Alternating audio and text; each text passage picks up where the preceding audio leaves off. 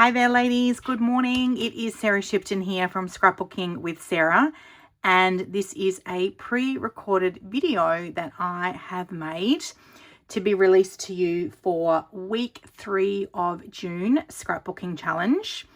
And this is scheduled to post on Tuesday, June 16. So I hope you guys are enjoying the weekly challenges and the videos that I have pre-recorded for you so far. Let's get stuck into this week's layout. I love this. It's so bright and vibrant and fun. It just gives me energy when I look at these photos. These photos were taken on a walking food tour in Palermo in Sicily that Darren and I did while we were on a cruise through the Mediterranean. Our ship was docked at this port and it was time to find something to do, and this is what I booked for us to do, and we had just such a great time. We love to eat and drink when we travel, and of course I'm a scrapbooker, so I just take photos of everything. And today I'm going to be showing you how you can incorporate memorabilia into your scrapbook layouts and make them interactive. Like you can see here, I've actually got the top of this map popped out on top of my memory protector, so I cannot move this layout because my map is actually stuck onto the base of my scrapbook page, so I cannot take it out of this memory protector. And I have cut a slit in the top of my memory protector. I know I can hear you guys going, Sarah, what have you done? Because I have said so many times I'm not a fan of this technique and I do not like cutting my memory protector. But you know what? I wanted to show you this month how to do it because this technique is actually featured in the Scrapbooking Workshop Kit Extraordinary Life, which I am featuring for my June workshops in July on the 3rd and 4th. I've already scheduled these layouts that are posted in our Facebook group. So you're going to create 3 double-page scrapbook layouts. And on the very first project, there is some written instructions here for a optional feature technique. It's also on the front page as well, where you are going to create pockets and add scored details.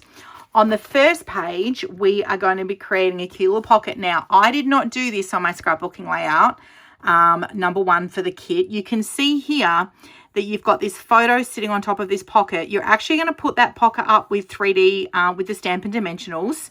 And then you create this cute little hidey pocket. That photo stuck on top of the blue border, right?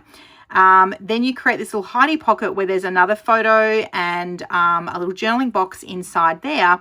I did not do that. So I literally just used this as a photo mat and stuck a photo on the top there. I've already posted those layouts in our Facebook group and shown them in the week 1 video. But the written instructions are here. So I thought I'm going to show you guys how to do it. It's always fun for me to try to find new techniques to share with you. And you've heard me talk before about putting a flip flap, right, on top of your memory protector. Now, the whole point of the flip flap is that it has a self-adhering strip that you peel off the backing. I'm actually teaching this technique next week, all right? I know many of you know how to use flip flaps, but I've got lots of new followers on my Facebook page. I get questions about how to use them.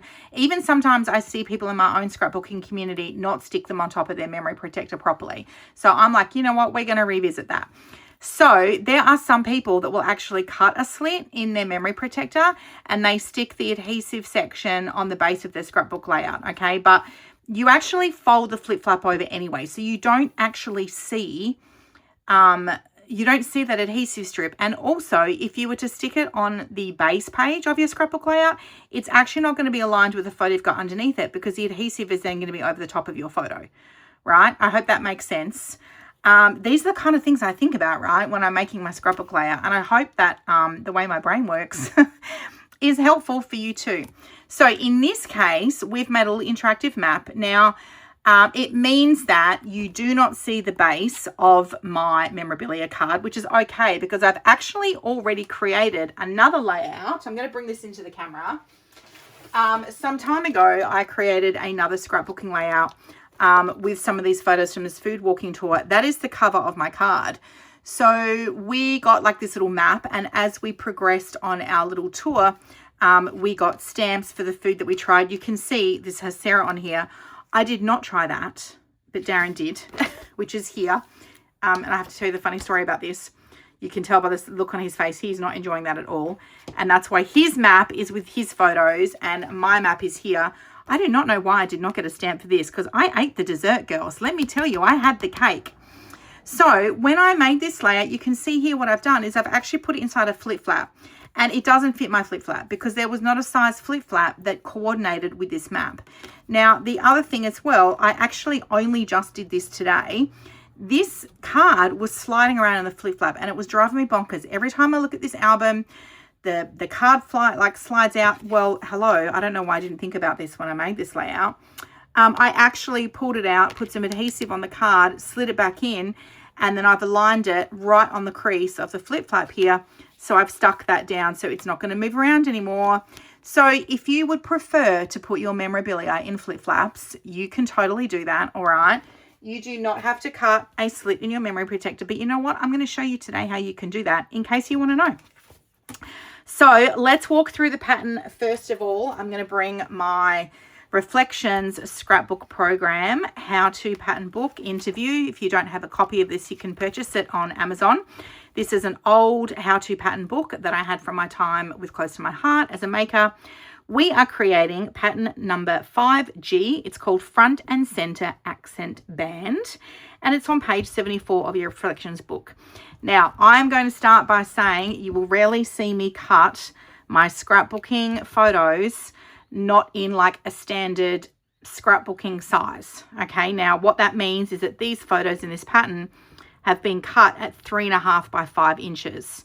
And I would either keep them at 4 by 6, which is the standard size photo print, or I would cut them down to 3 by 4 inch, which is another size down landscape. But because this particular pattern is literally designed to have this front and center accent band, which is the this section here through the middle, which you can see I've accented that middle band front and center. And we've got the title here using my alphabet party die cuts. This is the best investment you will ever make in your scrapbooking for your titles, girls. Let me tell you, you will use this over and over and over again. So I've created this front and center accent band here, and it really did need to be 3.5 by 5 inches. And these photos were landscape. Now, these were taken in 2018, and I don't know about you, but I don't take a lot of landscape photos these days, right? Because I use my phone. I have a 17 Pro, whatever it is, Max iPhone. And so my phone takes really good photos, and I usually just point and shoot, right? So a lot of my photos are portrait. I'm quite conscious now that I will take photos, one portrait and one landscape. So when I go to do my scrapbooking, I'm a scrapbooker, right? So I think about this stuff when I'm actually taking my photos. I'll take one portrait and one landscape, and sometimes I will print one of each. Or, you've heard me talk about this before, when I do my scrapbooking workshop kits, it actually tells you in the front here to gather your photos first. This is the first step, gather your photos and figure out the orientation for each project. I sit and do this, and I actually pre-order my photos in those sizes beforehand. So I actually do that first. On my device, I use some photo collage apps.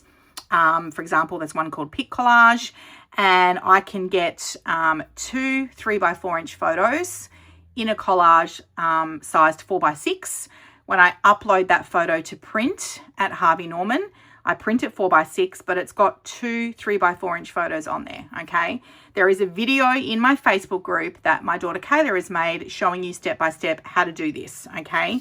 And I do talk about this at my workshops quite often, so I can definitely show you how to do that in person. These photos were taken in 2018, right? So I had lots of, funnily enough, landscape photos, but that was what suited. We had obviously the front of the taverna.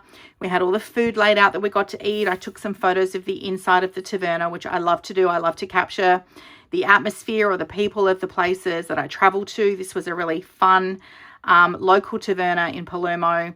I probably will not go back to Palermo, I'm not going to lie. I wasn't really, like, it just wasn't a city that was like high up there rated for me, admittedly. But this was a father and son taverna, which had been in the area for like ever. And so lots of locals here. I just loved the vibe, the atmosphere.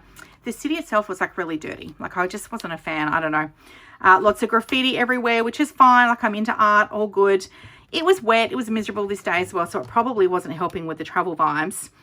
But the really cool thing about this particular pattern is that there are then alternates.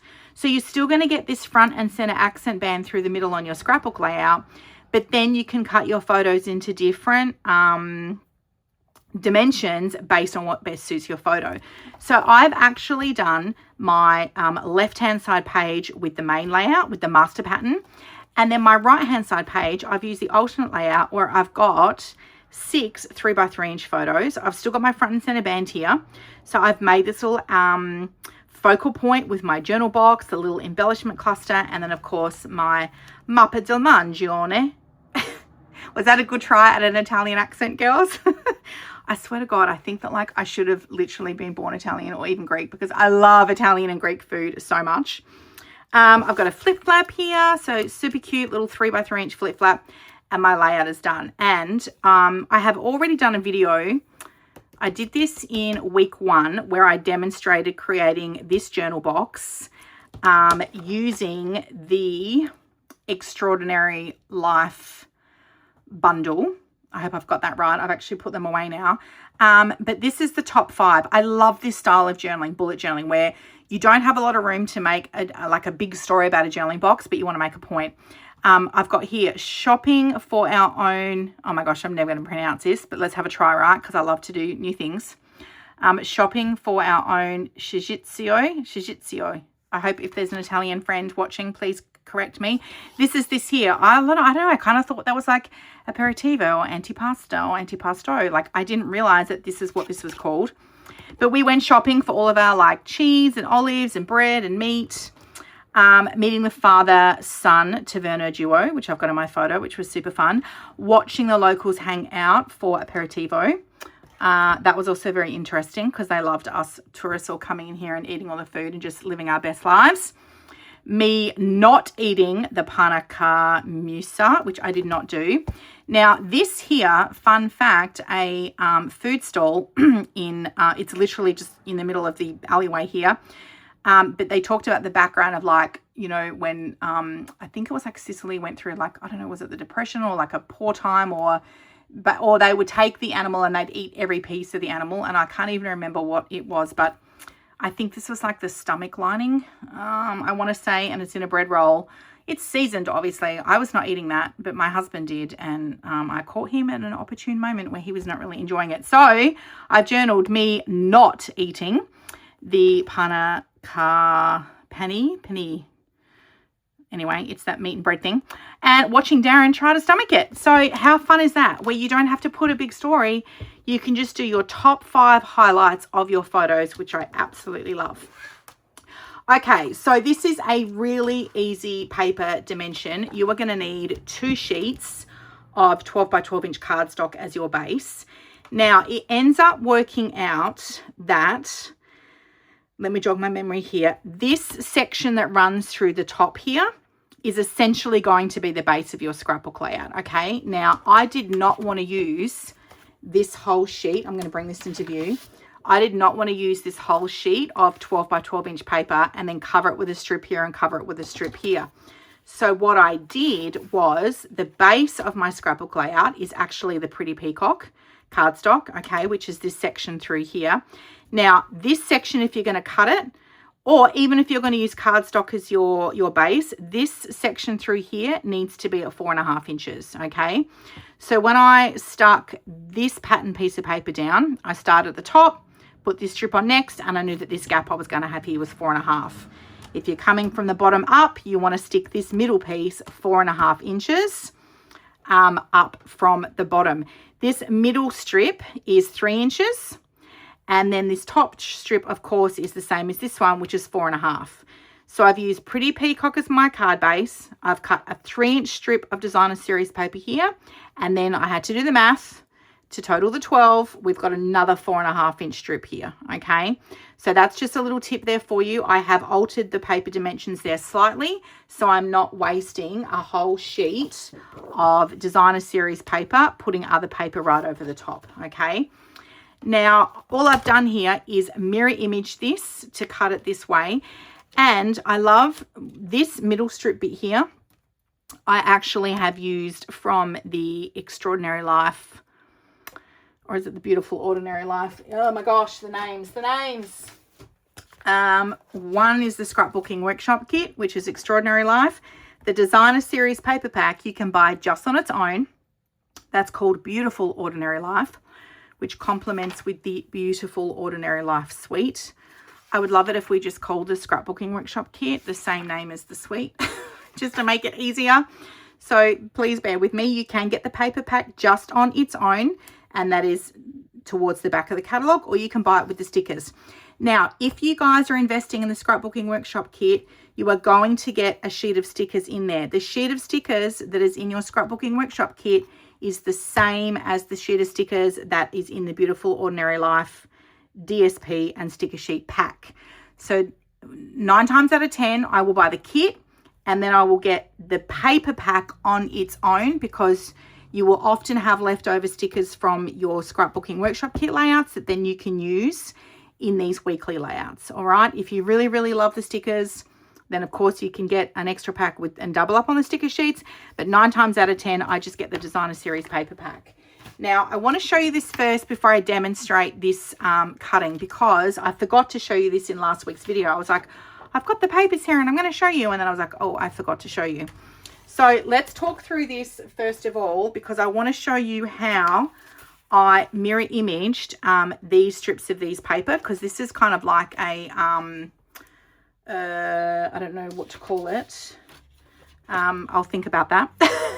All right, so this is the Designer Series paper pack. So you are going to have a pattern on one side, which is colored, and then a pattern on the other, which is black and white. All right, so we've got Daffodil Delight, we've got Pool Party. I don't know if I've got, what's the back of that one? I have used, actually, let me grab my Scrapbooking Workshop Kit out, because I've got some pre-cut of this here in scraps, and I'll turn that over. Oh, it's the Love Hearts. So cute. I love the Love Heart one. Then we have got Petal Pink, but this is a cute little like ombre vibe, right? And then on the back of that is Black and White Crisscross. And then this paper I'm using in week 5, so stay tuned for that. On the back of that, you've got a black and white Spotty Dotty.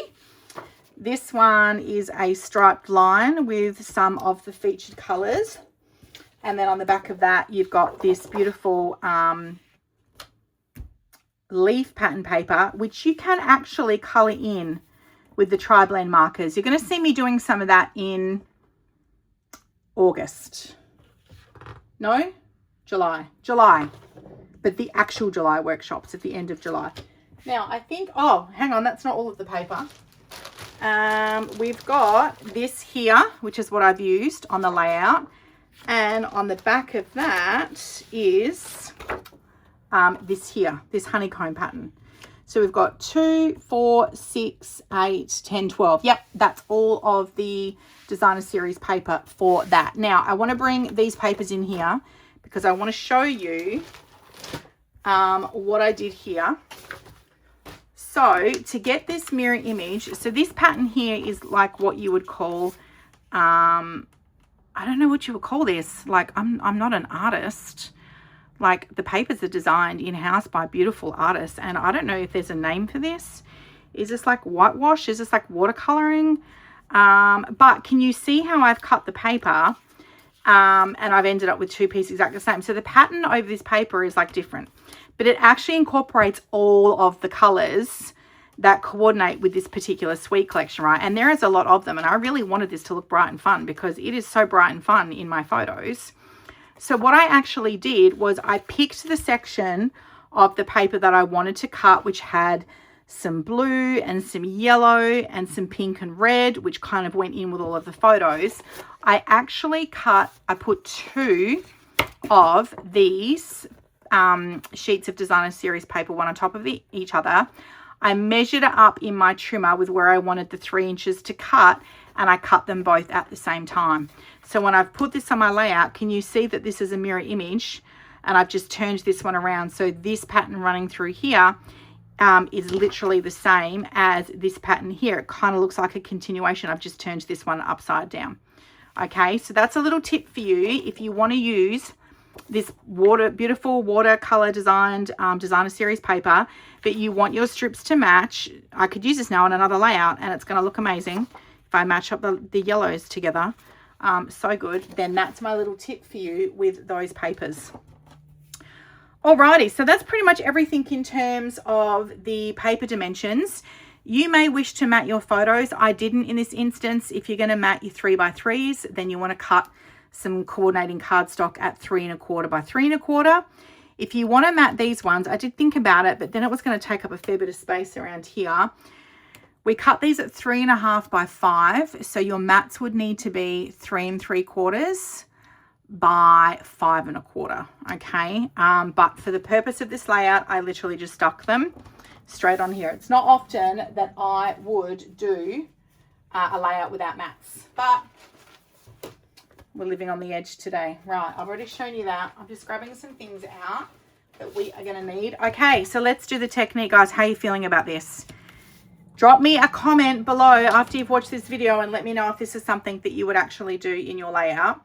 So the really cool thing as well is that if you forget these steps, I am actually using, now I have seen this technique done many times. We've had videos and like technique classes on these from in-house artists. The written instructions, the step-by-step instructions on what to do are actually in the Extraordinary Life Scrapbooking Workshop Kit. Now I am going to give you the heads up that I did put this in a newsletter that I sent to you on May 29. They, Stampin' Up, are making some changes to our Scrapbooking Workshop kits, and this will come into effect from July, and it actually starts with our July Halloween Scrapbooking Workshop Kit. Okay, I have ordered the kit. I have got that on. I have got that here, and I'm going to be showing you in person what this looks like at my workshop starting on the 3rd and 4th of July. But from September onwards, in the next catalogue, all of the Scrapbooking Workshop kits are going to be like that. And one of the major changes is that there is no longer going to be an optional feature technique within the new scrapbooking, within the new format of the Scrapbooking Workshop kits. And that starts from September onwards, but we're going to see a little bit of a preview of that in July when the July online exclusives drop on the 1st. Okay, I am not incorporating the Halloween kit into my schedule, but I have bought it so you can see firsthand in person, and I would prefer to do that in person with you all, and then I will follow up with some videos. Okay, but that's gonna be a future Sarah problem, right guys? We're gonna do that when I get back from my trip. So what that means is this optional feature technique that we are doing today, where you are learning how to put a cut in your memory protector, these kind of little tips and techniques are not going to feature in our Scrapbooking Workshop kits moving forward at this stage. Okay, we are definitely providing feedback on the changes. I don't want you to panic. I'm trying to like work out a solution, but I need to actually create it first myself. I just don't have the luxury of time to do that now because this has all happened right before I'm due to leave for our trip. So please stay tuned with me and we will address that at the June and July workshops on the 3rd and 4th. So here is the written instructions in case you forget. This is one that I've already done. I'm going to bring in some layouts now where we could have done this technique, but I did not at the time because this was actually our virtual album retreat from last year in 2025. And one of the techniques that we learned in album retreat, I did that with Jenny and Kelly, little shout out to those girls, was to cut your memory protector, and then you can make these cute little interactive pockets. You can see here, let me take this out of the memory protector because we're going to do that anyway. I've got a little pocket that we've created here with the card. This is actually popped up on Stampin' Dimensionals all the way around here, or you can use the foam adhesive strips. And then we've made these cute little pocket cards, which you can use for journaling. This one's meant to have a photo matted on here. And then you can pop them in here like so, and then it becomes interactive because you can pull them out and have a look at them, okay? So that was one that I didn't do, but we could do. Here's another one here. This little pocket, if you were to cut a slit in here, let's take that out. Here we go here. We've got a cute little tag that we've made.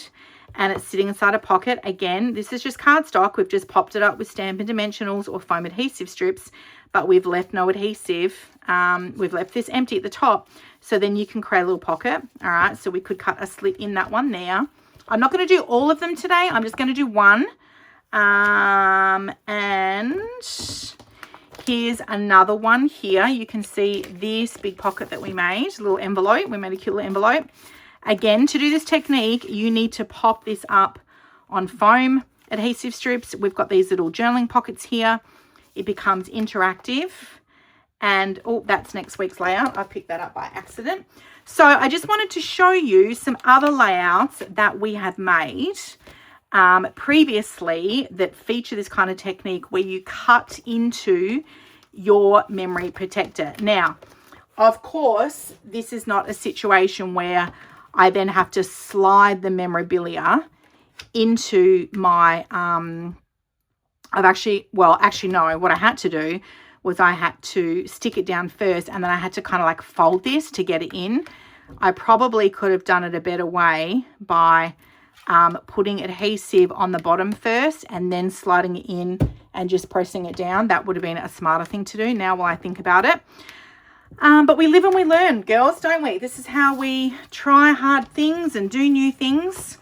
So let's do it. Are you ready? Okay, so to start off with, what you need to do is you need to have your layout inside its memory protector, okay? Because we need to draw a line of where we are actually going to cut the slit on your memory protector. Now, to do this, you're going to need a ruler and you're going to need a lead pencil. And all I'm going to do, I'm actually going to cut my slit a little bit above the red pocket. I'm going to draw a line on top of my memory protector. Okay, and I don't know how well this is going to turn out. I actually, when I did it myself, I used a stylus, and that's worked. I used a stylus and actually pressed into the memory protector. So a stylus is like a little tool which has got like a ball on the end, and that dents the memory protector. So you could do that too, but for the purpose of this Technique Tuesday, I'm actually going to follow the exact instructions that are in the Scrapbooking Workshop Kit, because if you want to do this technique at my workshop on July 3rd and 4th, then you will be all over it, girls. Okay, so I've marked my line. I'm going to pop my ruler and my pencil to the side. And then what we need to do is we're going to take the layout out of the memory protector. You can just very faintly see there's that line there on my memory protector. I hope you can see it with the light. And then what we're going to do is you would need to put a cutting mat inside here. Now, I just thought about something, and I just thought about something else I could use, but I don't have that handy, so I'm not going to walk away from the video because it's in a separate cupboard. You can't put your Versamat inside this memory protector. It's not going to fit. So I'm going to give you the heads up. I've got a couple of other things here. If you've got a cutting mat that might be like A4 size, what am I trying to explain to you? Let me grab my Versamat. Okay, so see how the front of your Versamat is hard? You could cut into this. I don't use this mat for that purpose. I use it literally just to create my 12 by 12 scrapbook layouts on using the grids. But there are some, you might have a craft mat that you can actually put inside the memory protector. You need to have something inside here before you cut it, because if we cut straight through here, it could potentially cut through the other side of your memory protector, and you don't want to do that. So a couple of things. You could use the product sheet that this comes with your designer series paper packs, and you could put it in there. Again, you wouldn't want to be applying too much pressure because it could go through that card. I wouldn't have thought so, but today I'm going to try something different. I haven't done this before. These are actually the little cardboard cards that come in the kids collection boxes. All right, so I sometimes have a couple of these lying around. I'm going to use this today. All right, and we're going to see how we go with this. Right, we are going to see how we go with this. So I am just popping that inside my memory protector. I can very faintly see the line here. And now you need your paper snip scissors. Girls, I have got some good news for you. These have been out of our inventory for some time now, but Stampin' Up found a new vendor. And if you don't have, or you want a second pair, I have like 3 pairs of these because they are the best. I keep one in my box with my Stampin' Cut and Emboss machine. I keep a pair in my office. And then I have a pair in my craft organizer, which I take from the house with me. You will be able to purchase the paper snips scissors again from July 1st. Okay, so sit tight, they are coming. So what we're going to do with our paper snips scissors is take the protective case off, and then we're going to carefully cut along that trace line. Now, you could wing that if you wanted to freehand, but I am not going to live on the edge today, girls. I am going to put my ruler back over this here and my line, and I'm going to open these scissors up, and I'm going to cut. Oh my gosh, I can't believe I'm doing this live. Well, it's pre-recorded, but you know what I mean. We are going to cut a slit. Can you hear it? Oh my gosh, oh my gosh, oh my gosh. In that memory protector over the line that I have ruled. Okay, now before I remove that, I'm just going to pop my hand in here. Yes, oh my gosh, I cut through enough. Woohoo! And look at it, it is perfect, girls. I did it. We can do hard things. What I'm going to do first of all though is I'm going to slide my layout. Now, did it cut through? Did it cut through? No, it did not cut through. So this is a win. If you get a kit from a kit collection and you want to do this technique, hang on to your cardboard, girls. Right, we are going to slide my layout now back into the memory protector. And look at this. I'm going to take these out. All right, and how cute is this? Oh, look. So if someone was reading your album and they wanted to pull out the little journal box or the photo, girls, come on. How cute is that? It actually does look really good. I would not do this technique with a flip flap. I'm telling you right now, hands down. I'm gonna die on that hill, girls. I will not do that technique with a flip flap, because the whole point of that flip flap is to have that adhering bit on top of your memory protector. Okay, if I stick that underneath, it's going to cover my photo. All right, so that is a hill I'm going to die on, let me tell you. But for this, oh my gosh, now I want to go and do all the other ones of those other layouts I just showed you. But you know what, I'm going to wait until I see you lovely ladies at my workshops on July 3rd and 4th, and I'm going to demonstrate this technique to you in person, so you too can learn how to create little interactive pockets for your, look at me go, now I'm going to be doing this all the time, girls. So you can create little interactive pockets for maybe your memorabilia as well. Now, I have put in this week's technique, as you know, when you do a weekly scrapbooking challenge, you go into the draw to win Stampin' Rewards, and I hope you read my email on May 29, which tells you how much in Stampin' Rewards I'm going to be giving away to the July winner. What was I going to say? Now, I understand that this technique you would have to like really plan your layout out this week in terms of like if you want to incorporate memorabilia, but maybe you want to create a little pocket card and do it this way. So either way, if you do that technique where you cut a slit in the memory protector, that's the bonus ticket for this week's draw. So have a go at it if you want to. It doesn't have to be with memorabilia. It could be just with a little pocket thing. And in fact, what I'm going to do is I'm going to share these written step-by-step instructions with you in case you haven't already invested in this kit, just to help you feel a bit more confident doing the technique for this week. All right. So guys, have a great week. I cannot wait to see what you create this week. And just a reminder, I won't be drawing our June winner until after I get back from my trip. That will be sometime after July 6th that I'll do the draw. So have fun. Thanks for participating in the challenges, and I can't wait to see what you come up with this week. Bye for now.